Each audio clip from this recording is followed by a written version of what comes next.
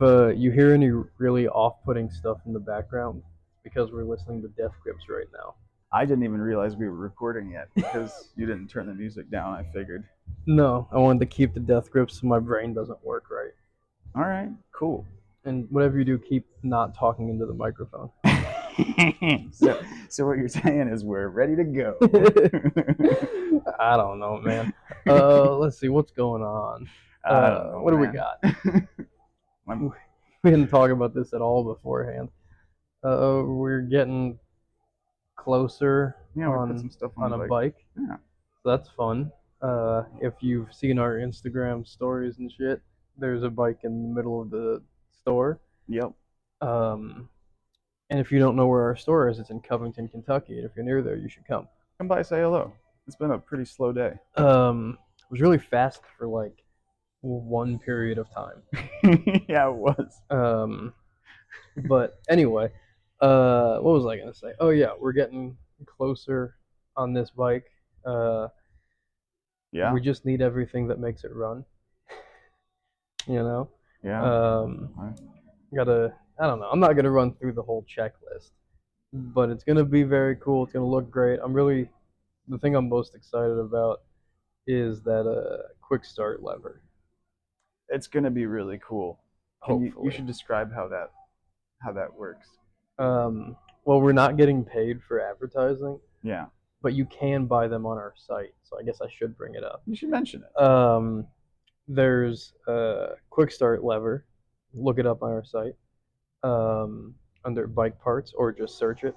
Basically, it attaches to you take off the original like cover for the starter. Okay. On your Sportster motor and bolt this on, and it's like a quick start button, but there's a lever, which isn't really necessary because you could just use a button. It makes it look a lot cooler. But it's cooler if there's a lever. You gotta bend down and just like clank this lever. Yeah, and in theory, that'll start the bike. Which we'll know soon. Yeah, we should know within the next 3 weeks is my hope. Yeah. You know, it's I don't know. There's a lot of cool stuff, but this is the coolest part of that bike. I'm very curious how it works. I hope it just works. Yeah. Yeah. Yeah. I wonder. I was thinking about this earlier. Like, do you hold it down sometimes? Like, sometimes when you start your bike, like you gotta really give it a second. Don't know. Okay. There's only one way to find that out. Yeah. Like, I don't know. Maybe you have to like hold that motherfucker. Because, like, it should keep going. I don't know. We'll figure it out when it comes. Yeah. But that bike's getting close. What else do we have? We got our raffles getting close to being over for the Springer Softail. That's exciting. So, get that. There's a guy just dumping trash in a different guy's truck right now. I'm not surprised. Like, here you go, Mark. A van just stopped, and he's just putting shit in another guy's truck. Just loading up Mark's truck with boxes. All right. Maybe he knows him. He probably knows him. Probably for a reason. Yeah, I don't know. But yeah, that raffle, they're $27 tickets. Someone's gonna get a bike for $27. It's a very cool bike. That's pretty exciting for somebody. A lot of people are just gonna give us free money, but one person is going to get a bike for $27. If I were allowed, I would enter that raffle. You're not allowed. No, of course not. Oh, let's see. Mark knows him. It's fine.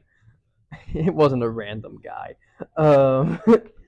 Yeah, that's good. That's almost over. The end date is technically August 10th, but I think we're going to sell out of tickets before then. I would be very surprised if we didn't. Yeah. What do you got going on? I got nothing. I'm just having a bummer of a time over here, bud. Awesome. It's really uplifting, dude. It's not even a bit. I didn't think it was. Oh, I just choked. Probably on a gnat. Nope, it was my own spit. Oh, wow. Yeah, now everyone knows that. And they know there's gnat. Yeah, we got a gnat problem. Yeah. Door doesn't really fully seal the outside off, and somehow they find the cracks. Or they're spawning in here. I don't know which. We're trying to also find an old TV VHS combo. If anyone has one of those that they don't want, Tell us. We need to turn this into a theater again. Yeah, we were sitting here doing nothing. I was trying to convince him that Early Train was a good band, It wasn't working. which is why we're listening to Death Grips. Death Grips is a lot better. I don't know. I would argue that Meet Virginia and Drops of Jupiter, even Save Me San Francisco is a good song. And the video's fun. It's a parody of The Graduate. Yeah. Also, I was like, what, 14 maybe when that came out? 13, 14? That doesn't seem like something I would have liked. No, but I did like San Francisco at the time. Maybe that was it. That was probably why that did it for me. Yeah. The fuck. Oh yeah, we were like, oh, we could have been watching Flashpoint or The Dirty Dozen or Peril Yeah. Rider or Shaft or any of the William Hills. I don't have any of those VHSs. Yeah. Walter Hill. Walter Hill. That's if you guys want to see some good, not long movies, look up Walter Hill. Walter Hill has a fucking really good. Like, I'm gonna fucking. He's not paying us either. Do it. But let the people know.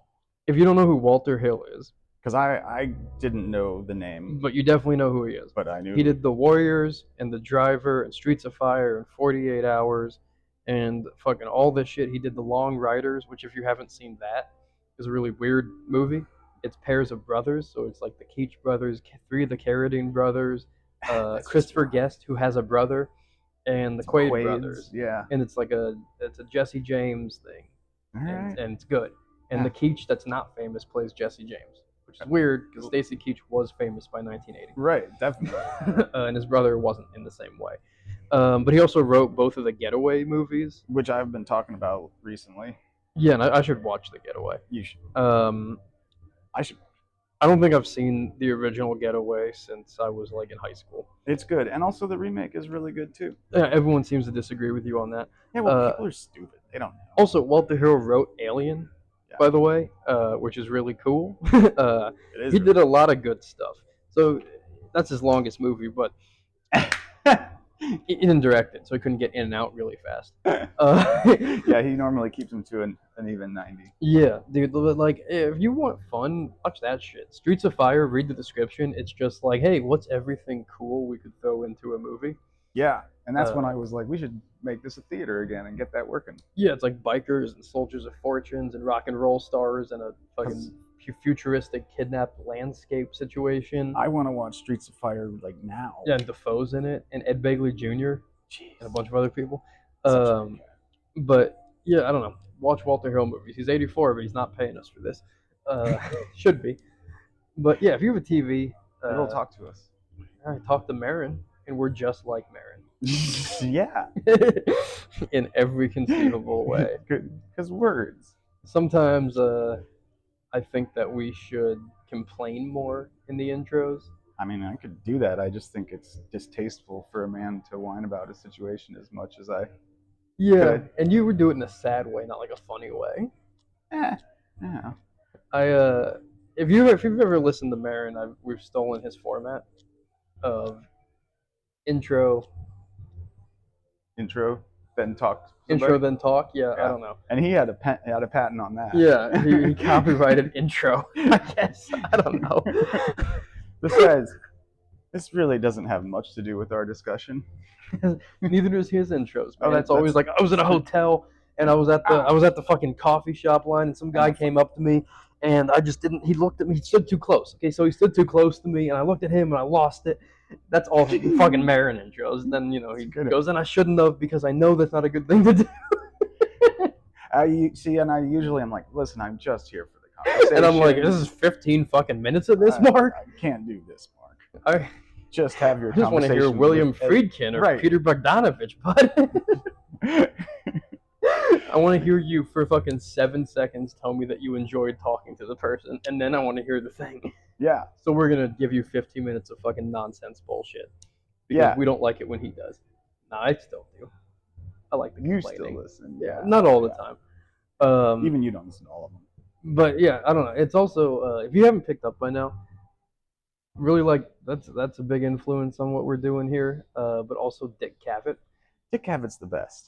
Dick Cavett had a talk show for a very long time. He's still alive. And that talk show is basically entirely available on YouTube.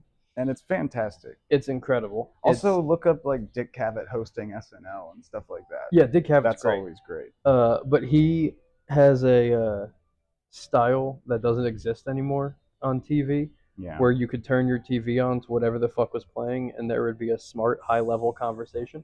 Yeah. You know, But like funny and accessible. yeah, Just just not playing to the lowest common denominator, kind of. some of my recommendation for that is just type in Dick Cavett, Orson Welles. Oh yeah, yeah. Those are the best, and you're gonna find out how fucking funny Orson Welles is. Very funny. You wouldn't think he would be, Oh. but that guy's hilarious. So check that out. Also, there's a really good De Palma, Martin Scorsese, Dick Cavett episode Okay. where De Palma and Dick Cavett are talking at a normal speed, and Scorsese is talking like a man on cocaine. Because he was very much. Because it was 1978. Oh yeah. It'll just be like, yeah, you know, we show each other's movies to each other, and then Scorsese will come in and be like, he doesn't show me his movies anymore. He stopped doing that. The last cut he showed me was the final cut, and I can't. Doing a Conor McGregor. Yeah. You know, cutting promos about New York, which was gonna fail.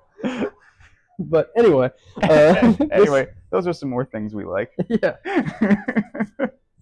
more stuff. I went on a serial killer. How long are we on this intro? I could talk for a while. Oh no, we're 11 minutes in. That's fine. I went on a serial killer movie thing. Yeah. I watched Silence of the Lambs again, then all the fucking various Anthony Hopkins, Hannibal Lecter things, which is funny. It's very, very funny that they named the cannibal Hannibal. Oh yeah. That's kind of goofy without a sense of humor. when you break it down. Yeah, no, that was on purpose. But I 4 months ago or something, I watched the Michael Mann movie Manhunter with Billy Peterson, who's in To Live and Die in L.A. I love that one. And then a couple days ago, also that song was great. Yeah, Death Grips is good. I love that. A couple days ago, I watched Red Dragon, which is right, and you realized it's the same thing. Yeah, about 45 minutes in, I was like, I've seen this pretty recently. Like, this feels very familiar. I'm pretty sure this is almost exactly Manhunter. See, the trick is most people don't watch them back to back that close. Yeah, it's the other trick is like maybe reading any information about the movie you're gonna watch. But I don't know, I kind of wrecks it most of the time. I also watched Sea of Love with Al Pacino. Oh, you did watch that. I did, yeah. Was there a reason? It just sounded good. The reason was that multiple reviews referenced Al Pacino getting pegged, which is the reason you're like I don't want to watch one of those, like a thriller, but like a suspenseful, like steamy thriller with a small Italian man. It's But we were going through some movies and we were reading the reviews and we were trying to pick one, and that's the one you settled on. You haven't told me about it yet. Yeah, well, you know, he does say the line, "In the wet ass night, I'm everyone's daddy," and I don't really know how to explain the context. Still, you watched it. You can't. It's just he does say it. He also says, "Kiss my tiara, bitch." I'm just picturing the most over the top style of Pacino doing these The things. funny thing about that movie is he hadn't acted for 4 years, and that was his comeback movie. Oh wow! Which is it was a little bit lazy in the tie-up. Okay. About like who the actual killer was. I was fucking confused. I was like, who the fuck is this? You haven't brought this person up at all. Just seemed like you needed a way out. Gotcha. Also, the last line was a very lame 80s line. Well, some of those lines aren't the best. They're funny and enjoyable, but like it's, you know, he has trouble with this girl or whatever, and they run back into each other, and she goes, "Do you still drink coffee?" That's the end of the movie. The end of the movie is her going, "Do you still drink coffee?" He goes, "Like it's going out of style," and then they walk off into the New York streets. Like, okay, who wrote that? I have no idea. Not our favorite. But I don't know. The person that made it also made The Bone Collector with Angelina Jolie and Denzel Washington. I think I saw that. But I'm bringing this up to be like, I'm terrified to watch the movie Seven. Because it seems really gross and spooky. That's right. That's how we got on all that. Yeah. Because you were asking me how icked out is And I really 70s. like some gross shit. It's pretty. I mean, it's pretty grisly. Yeah, I don't know. We'll get around to it, but I'm probably gonna watch like The Getaway and Bullet first. That's what I think you should watch. Both Getaways. I don't like Alec Baldwin. Oh, that's right. He just It's a good Alec Baldwin. The It's good. Hunt for Red October is about the only good Alec Baldwin. That is also some peak It's a Baldwin. pretty good movie. I love that Yeah. movie. All those are pretty good. I saw that movie in the theater. Harrison Ford is still a better Jack Ryan. Yeah. But we should probably wrap this up. We talked to Vincent Neil Emerson, Yeah, what a cool guy. who is a. We discussed what his genre of music is in the episode and did not fully land on it. No, we didn't. But I would say He said roots was a cool roots word for music, it. Americana, Towns Van Zandt folksy, John Prine stuff, sometimes rock and roll, sometimes country and western. Yeah, well, he doesn't play the same thing on each record. Yeah, he has a number of good records. That put out a first record in 2019. That was when I found out about him. So it was very fun for me to talk to a guy that I've been listening to for a while. I always like doing that. Was it Fried Chicken and Evil Women? Yeah, which is a good name. That's a funny name. His song on that, "Letters on the Marquee," is one of my favorite songs. It's a great Oh, song. right, There's a lot of really funny shit in there. Yeah, I had a massive deja vu moment right now. Pretty sure I dreamed this at some point. But that kind of day. I don't know. That was very odd. It kind of threw me for a fucking loop. Anyway, yeah, we talked to him about what were we talking to him about? You were talking about that Marquee song. Yeah, we talked to him about changing up album to album. We talked to him about touring Europe, putting some albums together, songwriting, a little bit about his new record that has not been announced yet. We don't have like the name or anything, but there is a new record. We talked about him getting into riding motorcycles. Yeah, Um, that's exciting. yeah, I'm jealous. yeah, he is too, and they seem to function. Yeah, his run. But yeah, it was a good time. The only thing I will note is about halfway through talking to him, his video screen froze, and that's always a little bit tough because it's hard to tell when a person's like done talking or going to like you can't read a reaction in the same way. I noticed that as well. I was like, well, I wish that weren't the case, but it's fine. Yeah, I think but like stopping to me is worse, Yeah. and being like, oh, can you turn your? I don't want any of that shit in there. right. So if you notice something like that, it's because we couldn't quite fucking tell. Yeah. When he was done talking and shit. And also, you know what you're getting. Yeah, we don't edit. We keep it real. If we did edit, this wouldn't be 20 minutes. Enjoy Vincent Neil Emerson. I'm your black cat, baby. Your bad luck creeping around the bend. I get a kick out of the line in Letters on the Marquee about the David Allan Coe song. Because my buddy's in a band, and his band name is Your Old Pal Don Pruitt and his close personal friends, which does not fit on a fucking marquee. Oh yeah, that's a long one right there. Shit. I just had to shorten it Yeah, for the festival. for a festival we put on, and it's still a fucking sentence, and it takes up half the fucking poster. Yeah.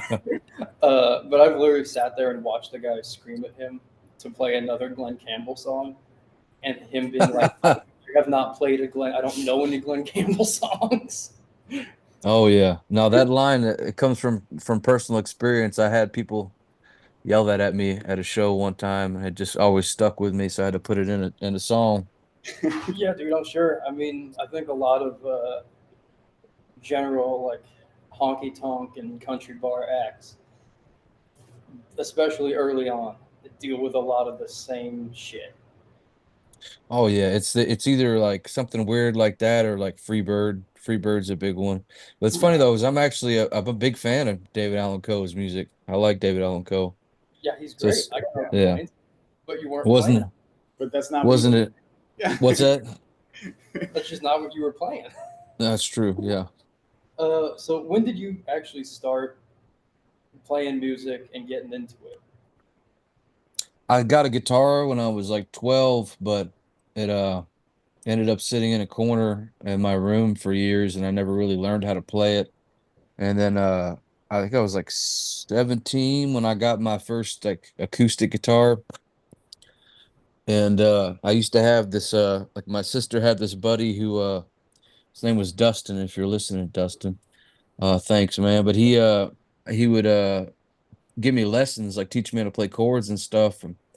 And in return I bought him like a 40 of Bud Ice or something like that, you know.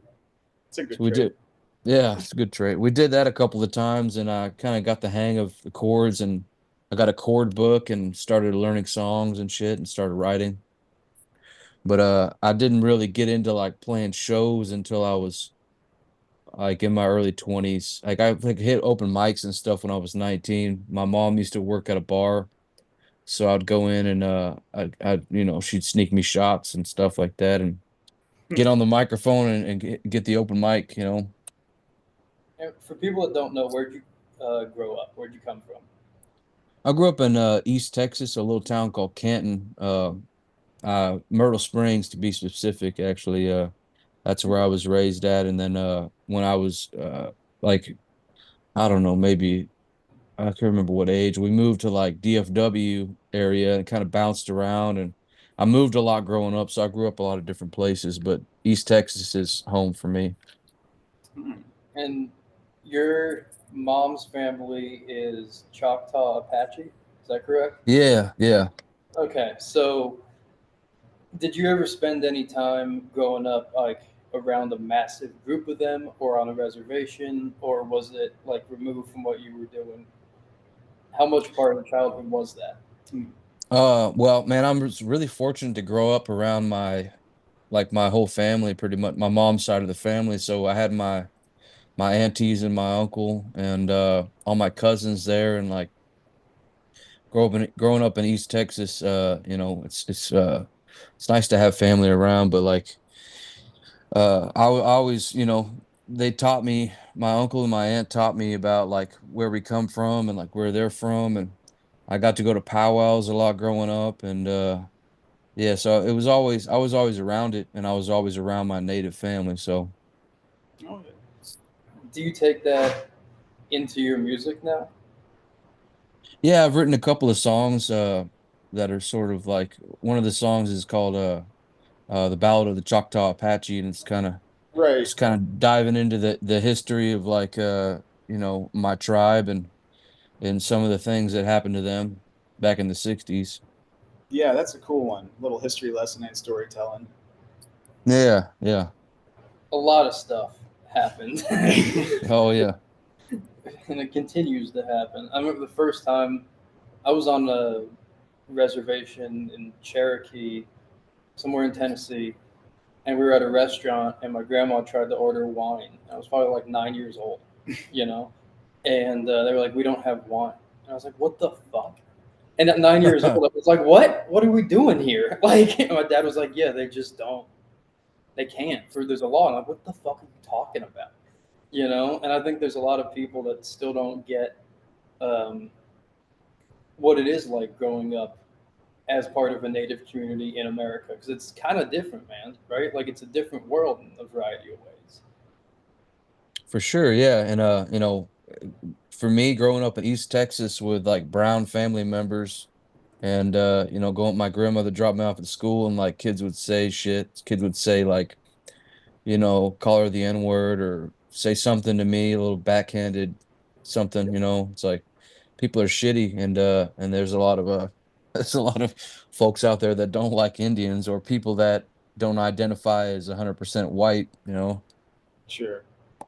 Is that still heavily ingrained into Texas culture? Because to me, it seems like Texas has a pretty big indigenous population. Yeah, it was.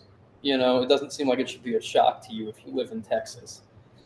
You know, Oh man, it just depends where you're at because you know like I think like America as a whole like there's a lot of reservations here and there are a lot of native communities here, native people, but like I think in like a lot of people, I think these days with like with shows like Reservation Dogs becoming popular, Yeah. and you know there's a couple other TV shows like it's getting into the popular culture where people are starting to realize that we're still here, you know, that Indians are still around, and it's not just because someone doesn't look like, you know, that the commercial with the crying Indian on the side of the road, like, that you guy know, was. you don't have, there's Yeah. there's stereotypes and shit, you know. Right. Yeah, that guy wasn't even. No, he was Sicilian. Yeah. Then he really played it for the rest of his life, didn't he? Yeah, that's interesting story about that guy. Crying Eyes Cody, I think was his name. Crying Eyes Cody. Yeah, the Alright. entire Yeah. thing I know about him I knew he was is that he Italian. was Italian. Yeah. I don't really know the rest of it. You ever But seen that episode of Sopranos where they're like, it's like Columbus Day and they're like trying to like, there's like Indians protesting and Yeah. they're like trying to threaten. They're like, they told somebody like, well, we're gonna out Crying Eyes Cody. He's actually Italian, and they're like, we already knew that. And then he leaves, and they're like, did you know that? Shit. hey, man, yeah, I remember that. Well, I don't think that's how I learned it, but I did get a good chuckle out of it. But if we're going back, so you started playing like a lot of people, open mic nights and shit. How do you jump from playing open mic nights in a bar your mom bartends at to where you're at now, where you're playing much bigger shit? Your songs are in TV shows. You're opening for Charlie Crockett, Coulter Wall, all that. yeah, congrats. What happened in between there? Yeah. How did that? Yeah. Man. When did you get to quit your day job? Because a lot of people try and do that and never really. Well, I never had a day job is my thing. Like I think when I started out, when I moved to Fort Worth, Texas, in my early 20s, like I was chasing a girl and ended up kind of stranded when that didn't work out. And I've done I that. was couch surfing for a while, and I had this like Oldsmobile Cutlass Sierra that I was living in for a while, and it was like wintertime and it was too cold, and I had some really good friends. A fella named Tommy Luke, he's a songwriter and singer here in Fort Worth. He helped me out and like set me up with an apartment. He like gave me a loan pretty much, and he was playing gigs like around town, like playing burger joints and stuff like that, and he kind of, him and a couple other guys kind of helped me get my foot in the door as far as like Okay. actually, like, make like $50 or $100 and get a hamburger, and it's pretty good for like a broke kid who's living in his car. So I Well, just did that for years and years, and then I ended up starting to play like actual shows. 'Cause if you hang around long enough and play enough those little open mics and stuff like that, people are going to start to recognize you, I guess. And it just kind of graduated into playing real shows and then opening up for bigger artists, and just a lot of years of that. that's a pretty cool trajectory, just to be able to like open mic to gigging to more gigging to better gigging.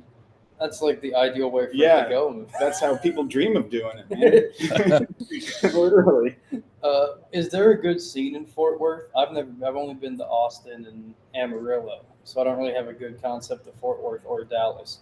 But it seems very big and expansive, and maybe not conducive to like a tight knit community. But is there one basically? Yeah, I mean, when I was like living, I'm actually in Fort Worth right now. I'm visiting, but when I lived here, when I was doing that, there was a lot of guys around. There's a band called Chucho that was really good, and then Quaker City Nighthawks. I don't know if you Oh guys heard of them, oh yeah, but my like dad. Sam and Dave are those are my buddies, and like Okay. and Leon Bridges, he's a friend of mine. Is a guy, he plays with him. Jeff Daisy, that's whose house I'm at right now. But yeah, there was a good scene here, and there still is, I think. I haven't been out to shows here in a while, but in Dallas, there's the Texas Gentleman and Joshua Ray Walker, and Joshua Ray Walker, I always fuck his name up, but He's great. Yeah. yeah, he's awesome, man. But and Charlie Crockett was around playing shows in Dallas too, so there's a lot going on. Man, yeah, I don't have a good concept of Texas in general because I've driven through it 4 times, but you don't really. I mean, you just Yeah. see how fucking big it is. You know, Yeah. it took 2 days to get from El Paso to Little Rock, Arkansas. You're basically just in Texas. Yeah. Yeah. Being in Texas. But I don't know. It always interests me. We talked to John Marlin about coming up in Tulsa and there being a scene there. There's all these little conclaves of musicians in all these towns, things, you know. And a lot of times, I don't think people realize who knows each other, who came up together, you know, why bills even happen. You know, if you're playing with Charlie Crockett, you probably didn't just meet him, right? Hmm. Yeah, but I've also like the further I've gotten into this, like I've gotten calls from like, you know, just like random musicians that I happen to be like a fan of. Like you wouldn't think this would be like it's like not a normal pairing, but like there's a band called City and Color, Yeah. Dallas Green. I was listening to his stuff when I was like 19 years old before I even played a show really. And you know, last year I got a call from my agent was like, "Hey, City and Color wants you to open up this tour." I'm like, "What the fuck?" That's so cool. You know, so sometimes cool shit happens, but yeah, you know, there's you know, and Coulter Wall, I met him. He was coming through Dallas, and um, you know, he's been a good friend to me, and he helped me out a lot, took me on the road, and You guys you are know both that. on La Honda, right? Yeah, La Honda Records. Yeah. So something that always interests me as well in the current landscape of like music and how people make money and tour is every record label seems to be different, right? Some labels are like full service, will book you, will distribute your shit, will manage you everything. Other ones are like, we'll put your shit out and that's all we're doing. You got to figure out everything else, you know. Oh yeah, it's a spectrum for sure. Yeah. Yeah. What is it like working with La Honda? What kind of setup do you guys have? Where like, do they book your shit? How does your stuff get out to people? Um, well, La Honda is just like a label for me, so they do like normal things a label would do. I have a booking agency, a booking agent that like does all my booking for me. But yeah, La Honda puts my records out and they help me promote stuff. And the one of the owners of the label is my manager, Okay. Travis Blankenship, and then the other is my good friend Connie Collingsworth. And her wife Stacy does a lot for the label too, and they have some other people working for them. But yeah, they're like family to me. Yeah, Connie does a lot of merch stuff, right? Yeah, she's great. She's amazing, man. Yeah, I just saw she just did a bunch of stuff for Benjamin Todd, I believe. Yeah. Yeah, it's cool, man. It's cool. Like I don't know, it's a very weird landscape right now because the internet exists, obviously, and that's both good and terrible for musicians. You know, like you can get your stuff out somewhere, but also everyone can get themselves out somewhere, and it begins to become a mess of noise. You know, Uh, so I think having like a like a small group of kind of like an upstart DIY label that functions bigger is Yeah. very beneficial to musicians. Is this the only label you've ever been on? Yeah, it is actually. You know, they partnered with RCA Records, so like Okay. my last record said RCA on it too, but like I've always been with La Honda. See, I was going to ask you to compare it to a different label that you've been on, but now I can't do that, man. That's all right. So when you're getting, I always like to ask musicians like how they make money now, because I think it's important for the crowds to know how to support people that they like. Yeah. You know, so where do you see most of your support and income coming from? Because I've heard touring isn't doing it anymore, and streaming isn't doing it. So where do musicians actually get a paycheck from to continue to do their job? I think it's different for everybody, you know. I actually make okay money off of my streams, you know, like Yeah. through like Apple Music, Amazon, and all that stuff. Like I get checks for that, and that helps. And but you know, tour like I wouldn't be able to make a living if I couldn't tour and and sell merch on the road, you know. Yeah. Yeah, how many dates do you generally play in a year? Oh, it's hard to say. It's been kind of, you know, I'll be on the road. Like one year I was on the road for like 5 months straight. Okay.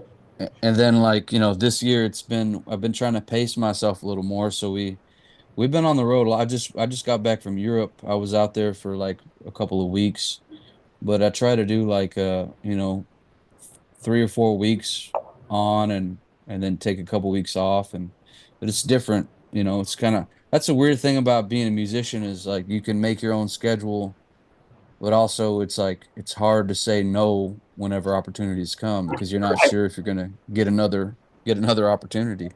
It's like acting, Yeah. where you get a job and then you go, great, security. And then all of a sudden Yeah. that job ends and you go, fuck, I gotta go Yeah. on. Are you kind of guy that digs touring? Because there's certain people that fucking love it. You Yeah, know, and they're like, yeah. it's all I want to do. Personally, I can't imagine being anywhere for more than a week. That's not my house. Yeah, we've talked to some real Yeah. road dogs who enjoy spending all their time out on the road. Do you like gigging? I do. I like touring a lot.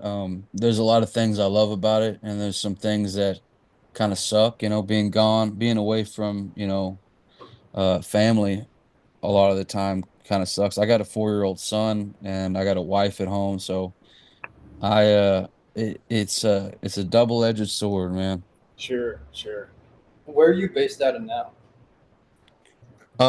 Right now I'm about to move back to Fort Worth. I've been kind of around like Central Texas area, but uh I kind of shit, I live on the highway pretty much these days, but Am I making this up? I believe I might have dreamt it. I do this all the time. But I'm pretty sure I saw a picture of you with a motorcycle. oh yeah, yeah. Okay, so that's real. That is real. That's good. Right. Dude, I do that shit all the time where like I'm just sitting around going, I don't know if I fucking Did dreamed I? that. Did I? But that would have been a weird dream. Uh, I should have just told you no, and then like you like And then go we back could. to my Instagram and see the picture and be like that lying motherfucker. go thinking I had a dream with Vincent. No, Emerson. Did he have a motorcycle? But is that something new? Have you been riding? Because we're obviously into that shit. We're building a bike 10 feet away in our shop. Hell yeah. We have Man, 30. it's a new thing for me actually. Like I had I think I was like 24 or 23. I had a Honda Rebel that never ran. It sat in my yard. I was trying to fix it up and get it running. But I always loved motorcycles and always wanted one and never really had the money or the time to like to do that. And this last year I like got a little money set aside and I found like I think it's 86 Sportster. Cool. Um and I've got a buddy right now, his name's Matt Jackson down in Austin. He's working on that thing for me and making it look spiffy. And Nice. I got kind of impatient. I was like, oh, I still want to try to ride, learn how to ride. So some guy down in Houston was selling a 78 shovel head and I picked that off of him, so I've got that too. Dude, that might be nicer than the Sportster. Yeah, it's got huge bars on it. It's got like, I don't know, 12-inch ape hangers on it. Do you fuck It's with a that? little it's a little crazy to ride. I mean, it just came like that. It was like a club dude built it, Yeah. but it's a solid bike. I want to change a lot of things on it and make it a little more. I want to put like some kind of glide on the front end for the front end and do some different things to it. But How's the process of learning to ride go? Eli's I'm still, losing that right now. I'm also doing that, but I've had yeah, full luck with the bike so far. man. The first time I ever rode a motorcycle was my cousin's. He had like a bobber of some sort, like a Harley, and That's uh, right. I rode it around my grandma's yard, and I I like dumped it in the yard. Thank God I was on grass, but yeah, I'm still trying to figure it out, man. I'm still trying to learn. Like I just, I ride around, my neighborhood, and I've gotten on the highway a few times, and I mean, it's one day I'll get good at it. I don't know. That's kind of how I look at it. It's something if I just keep doing it, I will get better at it. like I very vividly remember one day when I was learning how to ride. Like I got on the bike, and because you know how you get that weird fear every time that you get on it. You know, when you're just learning, you're like, this could go really bad. I do. Uh, I'm learning to love that. So I had that, and I got on the bike, and I rode it for like 4 or 5 hours that day around places, and then like met up with people and shit. And for some reason that day, everything clicked, and then I've never really had that fear again. And I don't know how to explain that, but like there's something that happens where your brain goes, "Oh, I understand how to fucking do this." You know, and I think that's an Yeah. important thing for a lot of people that are learning to ride. And I'm talking directly to you. Yeah, A lot yeah. of people that are learning to ride know. And me, I'm listening as well. Yeah, you know, it's just there's like a point in time where it stops being something you have to fucking think about. Right. You know, like you still got to pay attention, but you don't have to think in the same way. Yeah, I like that. I feel like you get glimpses of that, and then I forget something, and have to go back to it. But it's Oh. rewarding. Did he freeze? Did I? No, Yeah, I did. Audio right. did. Your video did. Okay. Okay, you're good. Okay. We have issues with that. There's I'm one just being really still right now. we got like 25 minutes into an episode one time, and it was going. We were getting great shit, and the dude just froze and cut off, and it Yeah. all disappeared. It was a nightmare. So I'm just constantly terrified of that. But yeah, man. I mean, if are you working on bikes at all, or are you handing them off? Like, is that something that interests you? That Sportster is you know, I wanted to like change what did I do to it? I wanted to change uh a few things on it. I can't remember what I was trying to do with it exactly, but it was shit that I couldn't do in my garage Right. and stuff I don't know how to do. So I would like to someday, man. I want that's kind of my plan for this shovel. Like I want to try to build a bike myself. Yeah, Yeah, that's what we're doing right now. We got 3 projects. 2 are full builds. One is like a partial build where I picked up a Sportster that didn't have any of the drivetrain in it. we just really liked it.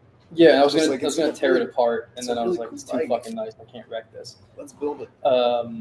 But dude, it's so like I told my mom this earlier today. She was like, "You really like doing that?" And I was like, "Yes and no," because nothing ever fucking works the way it's supposed to. You Yeah, know, that's like, been a constant thing we come up against. Is it doesn't work the way we thought it would. dude, it's a fucking nightmare. Like also like an entire motorcycle is predicated on so many different little rubber rings. Yeah, I think that's something I'm having trouble with most. You know what I mean? Where like every intake needs a different rubber ring, and if that rubber ring is fucking wrong, then your bike's not gonna work. Yeah. And nobody tells you that shit. You're not struggling with having operational problems, are you? Who, me? Yeah, you probably just got a In, bike that ran solid. That's in what life or just in general with the bike? I. Both. No, I got lucky with both the bikes that I have. The Sportster runs really great. It was well taken care of. It was a, old biker dude had it.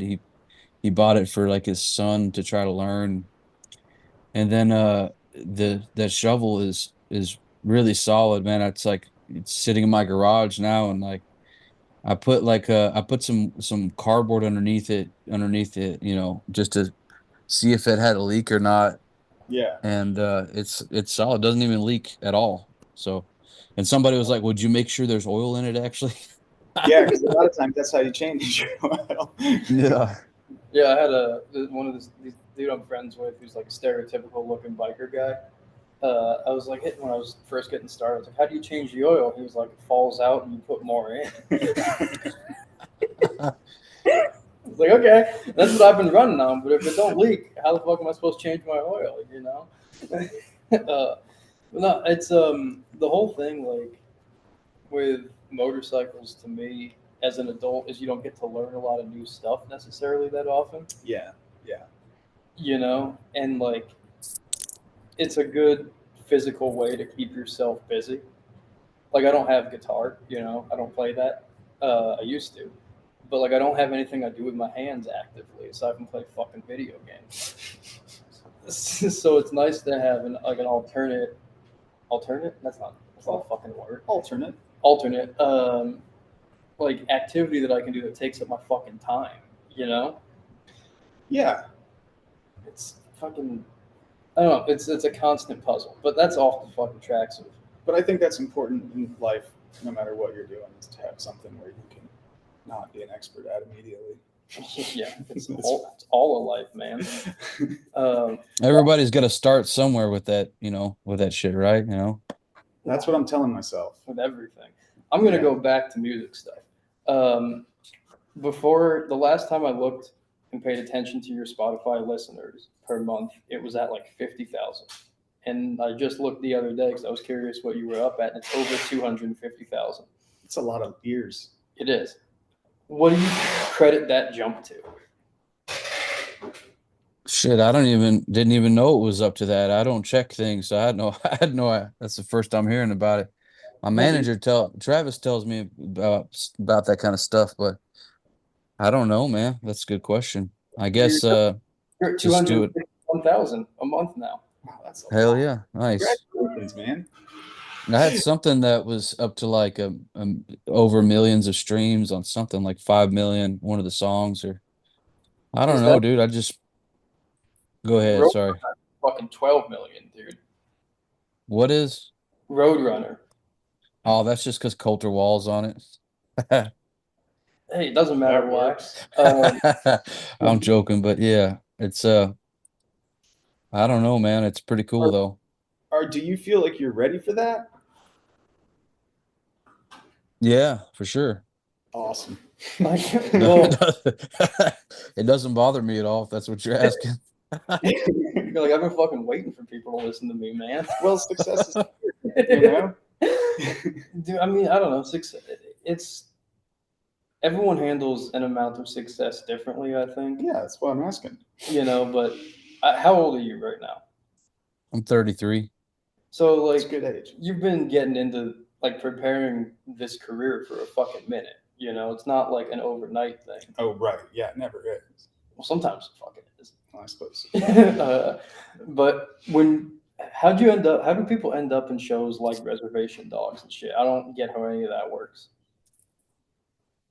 Uh, Sterling Harjo was the creator of the show, and he's a Tulsa guy, not too far away from, me here in Texas, but he's like a big fan of like our kind of music, like Towns Van Zandt and Blaze Foley, and just like good country music in general. So he heard my stuff, and we became buddies over Instagram, and he, was kind enough to put one of my songs in that show. And then I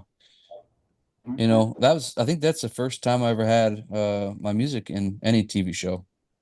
That's exciting. I really like when companies aren't involved in decisions like that. Right when it's a story like that, I love that. And it's Isn't the that guy cool? that made the show just likes the song. Yeah, Yeah. it's awesome. That's the cool thing about Res Dogs is like all the music you hear in that show is just stuff that he likes. That's great. You mentioned Towns Van Zandt and people. Who who did you listen to growing up? Who are your influences? Where do you draw your shit from? Um, I listened to like when I was a kid, I just listened to whatever was around, and it was like my papa's Johnny Cash CDs and cassettes and shit like that, and like but as I got a little older and started to like, because I would go to like the Walmart and look at the CD section and what they had, and like kids my age were listening to like Blink 182 and Green Day and stuff. So I listened to that when I was a kid and I liked it a lot. But uh, when I started to like get into music, uh, get into like songwriting, it was kind of all sparked with Towns for me. I just heard I saw this movie. It's called like Leaves of Grass, I think it was called. It's with Edward Norton. He plays like dual roles. He plays two brothers. And there's a Okay. scene in there where he's picking on an acoustic guitar and singing Rex's Blues by Towns Van Zandt. And I was like, what is this song? And I looked it up and found Towns, and there's that old video of Towns on a porch, and Yeah. then old man Seymour is like crying in the background, and Yeah. I was hooked on that immediately. Who else are you real into? If you had to like only listen to five fucking people, who is it? Oh shit, that's a tough man. That's a tough one. Of course it is. Towns is gonna be up there. Uh, Dylan, Neil Young. Oh, that's so tough to like narrow it down to five, but because what I'm really into kind of changes Of kind of course. week by week, but probably so Towns Van Zant for sure, Dylan, Guy Clark, John Prine, and I want to say Neil Young, but then there's also I've been really into a guy named Bobby Charles lately. Oh yeah, I Bobby remember. Charles is really fucking good. Yeah, he's Okay. like one of those Danny O'Keefe guys Okay. where like people forgot about it for a while. Yeah, I think I like that. Yeah, he's good, man. Mm. Oh, Uh, he put out one record in the 70s and one, yeah. Huh, yeah, it's there's a great. number of those dudes now that like Yeah. can't like Robert Lester Folsom's one of them, and I see him touring all over now. It's like he Mm. didn't have any success until he was 70 years old. I love a story like that. Yeah, it's sick, man. Yeah. It's very pleasant. Yeah. It gives me hope. So, maybe someday I'll Yeah. finally make it. I mean, it seems to be You're heading well in the on right your way. direction, right? Yeah. Like, if I'm always curious as well, what's the biggest number of people you've ever played for?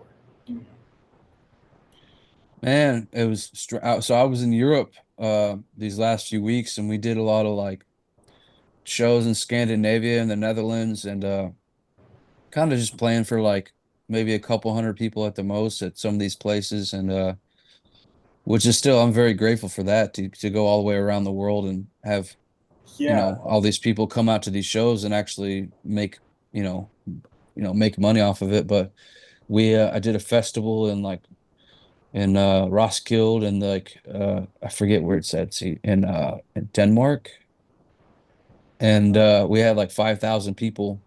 I had 5,000 people come out to watch us. Is that off-putting? Yeah. What is that like to be in a place like that for 5,000 people and just be like, oh, here I am. I'm a Texas boy. It was pretty cool, man. I had it was a bit strange looking at a sea of people, Yeah. but It's I always like there's a number of people that we've talked to and people that I know. For some reason, it seems like everyone this summer's been going to fucking Europe. Like, I Yeah. don't know why. Yeah. But Sounds awesome. a lot of people that we tried to talk to on the show have been in Europe. A lot of people that I know just personally have been in Europe. Uh, how are the crowds over there when it comes to like purely like American style music?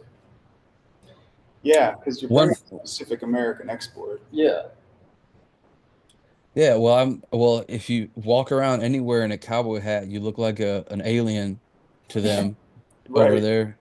It's like right. I was turning heads every day, but the crowds over there, the shows, people like to so back home in the States, like a lot of folks like to come out and drink and party at the show and they'll talk to their friend and it seems like it's always right when you're trying to sing a song, someone's like yelling something, This Right. crowds are very loud, which is fun too. It takes some of the pressure off. Nobody's really paying that much of attention to all your mistakes. But Sure. in Europe, it's like I think Utrecht, uh, I think that's in the Netherlands. Yeah, man, that was my first show in Europe. The last tour I did, and I sat down and they clapped, and then I went to sing a song and they were dead silent, and then they would clap, and then they would stop. It was just like they pay very close attention over there, so it's kind of a trip. We've heard that from someone else. Yeah, I think Jeremy Pennell Yeah, brought that up. more respectful crowds. I wonder if that goes back to like classical music days. Like they just have a deeper appreciation for seeing art. Like Yeah, well, like happen. we've been watching like music for way less time over here. You're just not as good as not as good at it. Yeah, like we haven't been around all that long, and a lot of our music inherently comes from like either juke joints or honky tonks or Right, like somewhere where campfires. the music is presented as secondary. Yeah, It's like, not like right. You're there to see friends and be with people and have drinks, and there's a band playing. yeah, and in Europe it's like we have Mozart, sit down and shut the fuck up. Right. So now you're over there playing country and western songs, and People are they're sitting like, down. sit down, shut the fuck up. Yeah. Watch this country and western shit. Was Is that a that correct definition of what you do? I think it's sort of it. Right. I've done a lot of different in my mind, I think it's all my records are kind of different from one another. So I love there's a lot of aspects of what I do that is, you know, country and western, and some of it's more singer-songwriter stuff. Like, I don't know, would you consider like Towns or John Prine country? I don't know. That's the Yeah, it's a problem. good question. Like in the past, it's been easier, I think, to clarify what genres people are in a lot of the time. You know, where like if you listen to Hank Jr., you're like, well, it's country music with some rock and roll, right? But now you get into we're in this age of so many people getting so many influences from everywhere, where it's hard to define. That's where I think where Americana came from. You know, where it's just hey, it's all of it. You know, like Charlie Crockett's not a country singer. Sometimes he's a New Orleans singer. Other times he's a singer songwriter. Sometimes he plays rock and roll. Here it's Tejano. John Moreland called it roots music a lot. Yeah, roots music. Yeah. I don't know, man. It's something that I wonder a lot. Does that seem accurate? We're trying Roots to is a figure good it out. term, you know. Yeah, I'm trying to I've, figure out a I've, good term for it.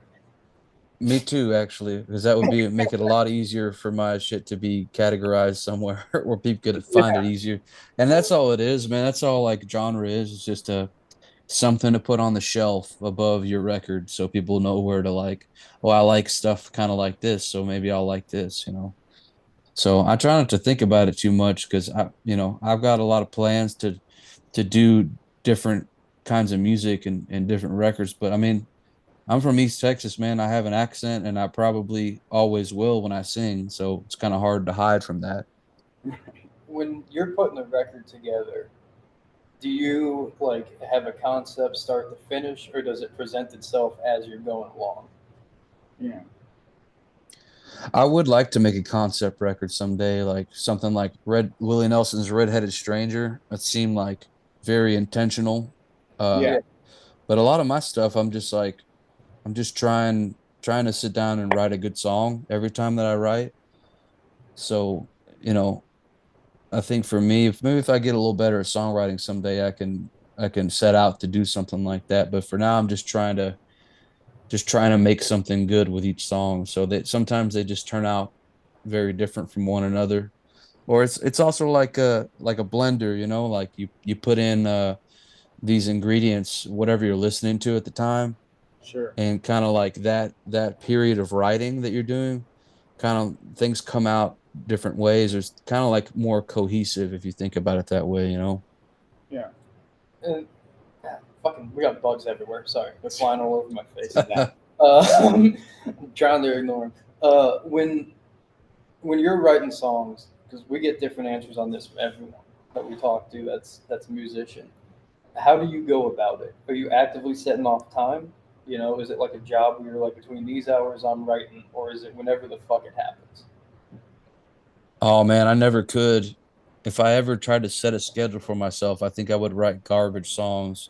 Yeah. That's why I never understood like people that like go in to write and sit down with like in like an office room with like three other guys and like try to write a song, because it's such a personal thing for me. So I'll, you know, I'll just be driving down the road one day and then hum like a melody and then think of like a Okay. lyric or something, you know, a line, and it just kind of comes together. And is it coming together like in bunches? You know, where for like 2 months you're having a lot of inspiration, and then for 6 months there's nothing. You know, or is it just a constant flow, and we hope that it all can fit on the same record? Oh, it's definitely, I go through phases where, you know, I'm either depressed or whatever. I'm super busy and I don't really have time to do shit. It's hard to write on tour, but you know, and then sometimes it'll be like months, like 3 months if you know, if I 3 months before I ever pick up a guitar to write, and then sometimes they'll all kind of jump out at once. Yeah. It's the songwriting process is very It's interesting. very just well, in general. well, So, and I struggle with depression a lot, and I notice that my creative output there is a relation to like my mental well-being and the productivity I get up to. And I try to I don't know, do you find it obviously there's a therapeutic element to music, but do you find it kind of do you use it as a tool to sort of like help Absolutely. spot. Yeah, absolutely, man. Billy Joe Shaver, I think he said something like, songwriting is the best form of therapy and it's the cheapest too. Yeah, yeah, Uh, yeah, because like it's hard to get anything done when you're depressed and you're like in a hole. right, So I think there's this common misconception with artists that you have to be like destitute and just like your life has to be in shambles for you to write good right. music, but like it's you can't do shit when your life is like that. So Yeah, ideally I'm trying to be happy so I can actually get shit done. absolutely. So if you're happy, you can remember the bad times and pull up those emotions, but actually write that shit down. Oh, that's clever. Yeah. That's Yeah, oh yeah. there, man. Yeah. Is there something you've learned in the last couple of years that's really helped you As far as like writing goes or as far as music. writing, and just kind of coming into yourself as an artist? This is also cheap therapy for Eli. Yeah. Also, this is hard to do this. Yeah, man, I think I'm trying to learn how to, to be myself more these days and not worry so much about fitting into like some kind of idea of Yeah. who I'm supposed to be. Yeah. Where do Because you think that idea came from? Who you were supposed to be? well, you put a record out and people like they expect the next one to be like that. So my first record is Fried Chicken, Evil Women, and it's like honky tonk. And then the next one was a sad bastard songwriter record, with no drums on it. And then the next one was like a rock and roll influenced, country album, I guess. And now I'm just like I spent a long time like worrying about them, like, oh man, I hope people dig the direction I'm going in. But Yeah. also if you feel a certain way about something, like don't waver in that. You should follow your gut and not worry so much if people like it or not, because fuck it. Yeah. Fuck it. That's good advice for you. I know. You just run with it. Eli writes for our magazine. He has a habit of sending longer texts and emails about what he's writing than what the actual article is. It's like, that's all great. Put that effort to the thing you're putting out. Oh man, yeah. I used to write these long Instagram posts, and somebody's like, "You should just put that in a song instead." Like, I would Yeah. put poetry underneath my pictures and shit, and I try to save that for the songs now. Yeah. It's smart advice. Follow it. Yeah. Yeah. What do you got going on now? You're going out on tour. You're coming through Southgate House in Kentucky. Yes, in August. But you have a tour. Are you working on a new record? What's going on? Yeah, I've got a new record in the can right now. I'm gonna put it out sometime this year. We haven't announced anything yet, but I got 12 songs ready to go and ready to put out, and just touring the rest of the year and seeing what happens next, I guess. That's exciting. Where are you going to be hitting on this tour so people listening can go see you? Yeah, go see me. Oh shit. I have to look up the dates. I can't even remember off the top of my head. Here we go. We're doing Bellingham, Washington, Nice.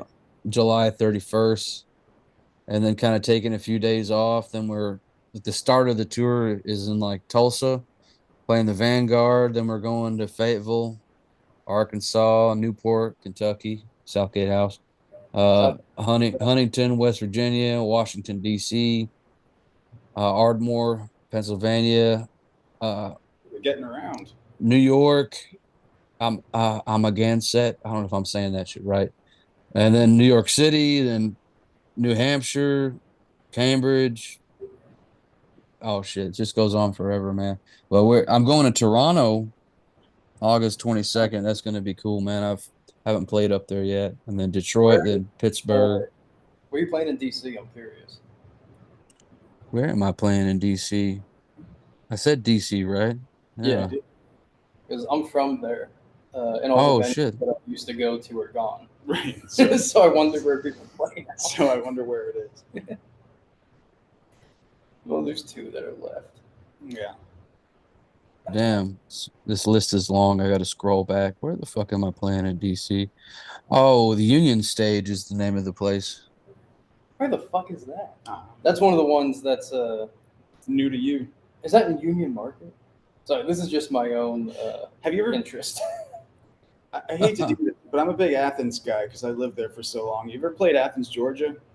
Oh yeah, yeah. I think it's called George's Majestic is where I played maybe. Okay. I think that's a place. I could be wrong about that, but yeah, I've played Athens a few times now. Oh, that's great.